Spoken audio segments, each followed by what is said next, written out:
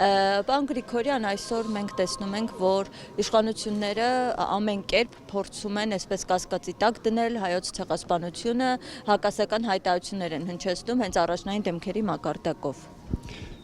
Գիտեք, ես մի բան ասեմ, մենք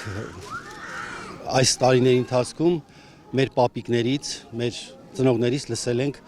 ցեղասպանության ուրեմն հետ կապված պատմություններ, որ դա արյան մեջով գնում է մեր սերունդներին, գենետիկորեն։ Ես կարծում եմ ինչ-ինչ, բայց կա գենետիկ հիշողություն, որը դա անկարելի է, անհնար է ջնջել։ Ասենց ասեմ ձեզ, եթե իմ գերդաստանից 43 մարդ